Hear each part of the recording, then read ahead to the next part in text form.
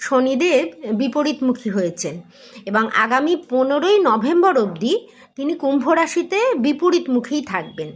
এই বিপরীতমুখী থাকার জন্য শনিদেবের 3টে রাশি কিন্তু এই দুর্গাপুজোর সময় ভীষণভাবে তার ভাগ্যের উন্নতি দেখা যাচ্ছে। হ্যাঁ, তো সেই রাশিগুলোর নামই আমি আজকে বলবো। প্রথম মেষ রাশি। মেষ রাশি এই শনিদেবের বিপরীতমুখী হওয়ার জন্য 15ই নভেম্বর অবধি পুজোর সময়টা তো ভীষণভাবে উন্নতি লক্ষ্য করা যাচ্ছে সমস্ত দিকে। এরপরে আসছে মিথুন রাশি। মিথুন রাশিরও সমস্ত দিক দিয়ে ভীষণভাবে উন্নতি দেখা দিচ্ছে। পুরো দুর্গা পুজোর থেকে একদম 15ই নভেম্বর অবধি সমস্ত দিকে কর্মে সব দিকে উন্নতি দেখা দিচ্ছে।